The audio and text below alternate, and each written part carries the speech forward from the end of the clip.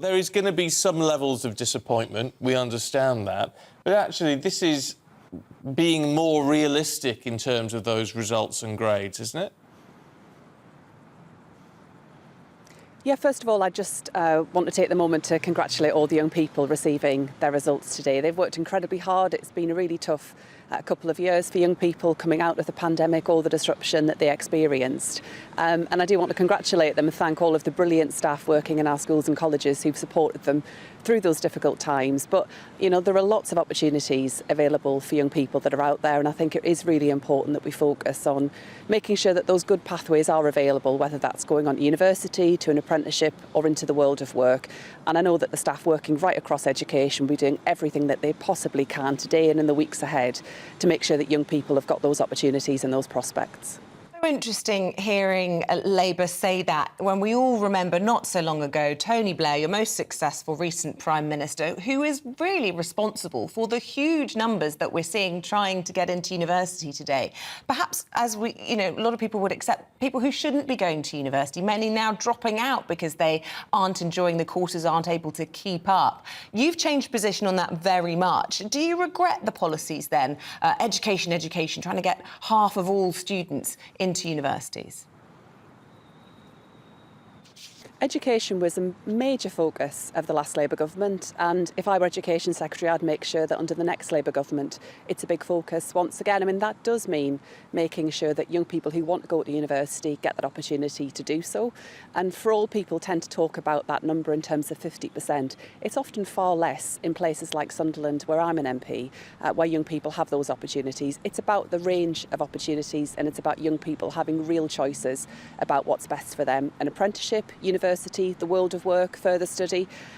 But sadly, we've actually seen a big drop-off in the number of apprenticeship starts for our young people, and I'm determined that we have to put that right.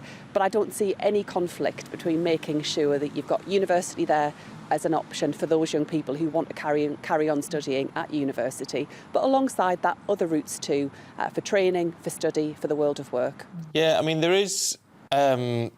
perhaps it's developed over the past few years, the idea amongst some young people at least, that if they don't get into university, then anything else is second best, which seems like a really unfortunate position, actually, because obviously we rely day in, day out on people at all levels of work who've not been to university.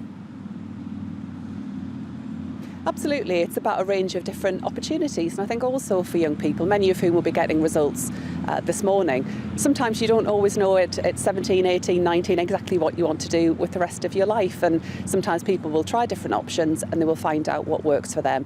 I think it is important that young people get really good access to careers guidance and to work experience so that they can see the range of opportunities that are there. That's why Labour have got a commitment around making sure that all of our young people have access to high quality careers guidance so that they do know all of the opportunities that are available to them and what's out there. But as I say, sadly, we have seen a drop-off in the number of apprenticeship starts that are available for our young people. And as a country, we need to change that, because with the shift that we're going to see in the years to come around climate transition in particular, we'll need to make sure that we've got a really skilled workforce and that we're providing opportunities, because many of the jobs that will come through that transition will be well paid and highly skilled, and I think that's how we'll compete in the future as a country too. Yeah, it's interesting. Gillian Keegan, the Education Secretary, just a few minutes ago, kind of echoing that sentiment. I suppose another example, you know, many people saying you're so close, the two parties, on so many issues, and this drive towards more apprenticeships, certainly one of those. But I'm interested, if you were Education Secretary, would you look at the way that universities are funded? Not only are we seeing lecturers out on strike, refusing to mark papers, but we have a huge problem with universities not having enough money, which means they're trying to recruit so many more international students that actually they're being put at the front of the queue, ahead of very often British school leavers when it comes to clearing. And we're expecting clearing to be busier than ever today because of the results being degraded after the pandemic. So, you know, what would you do about the way that universities are funding? It needs a look, doesn't it? It does. The system that we've got right now won't endure for the long term. The government know that, but they've kicked the issue into the long grass and they're not taking those kinds of long-term decisions. We've ended up in a situation where For young people themselves, the system that's coming in from September onwards will be even less progressive than the system that we have right now. So low and middle earners will end up paying back over a much longer period of time, and they'll end up paying back more often than their more affluent peers at university. I don't think that is right. It does need to change, and Labour will have to work out how we go about changing that system if we win the next election. But international students alongside that do play a really important, make a really important contribution to our towns and cities. I've seen in Sunderland the impact it's had having a range of people coming into our city to study. That brings with it greater investment, greater opportunities, facilities, regeneration that's available for the whole community to use. And of course there is a balance to strike, but I think when particularly you look at some of our universities, it's actually in postgraduate courses where there've been the bigger increases in international students. So it's not necessarily having that impact in terms of squeezing out domestic students. But we need to keep that under review. We need to make sure that we're providing those really high quality opportunities, university places, apprenticeships, further training and study for all of our young people. It's incredibly important. It was a mistake, wasn't it, when Labour brought in tuition fees? No, it was a means of opening up access to university and creating more places. I went to university under the first version of that system, so I made a contribution, a very different kind of contribution.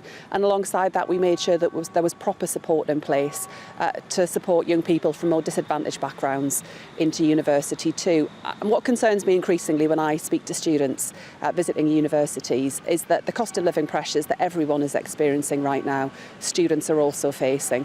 So when we talk about the number of young people who perhaps don't complete their degree at university, I think some of those pressures are really having an impact, and also some of the wider challenges that young people are facing around mental health too. That's been as true in our schools and colleges coming out of the pandemic, before it, but also the impact of the pandemic, and that's feeding through into our universities as well.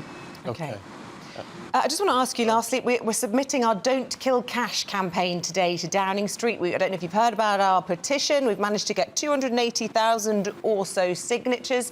That means it's going to be debated in Parliament. Would you put your backing behind it? We want to make sure it remains legal tender until at least 2050. Well, I've been contacted by lots of constituents who are really concerned about the impact this is all having, and I think particularly for some of, often for older residents in particular, it's really important that we make sure we're maintaining access to cash. So I think it is about getting that balance right. Of course, for many people, using contactless or using card payment is really easy and straightforward. But I know for lots of people, especially those on tighter budgets or some of our older residents, they would like to keep that option open of being able to pay by cash, but also having access to cash, because increasingly as branches have closed on our high streets, it's tougher than ever for people to access cash, and we need to make sure we're protecting that access as well with cash machines.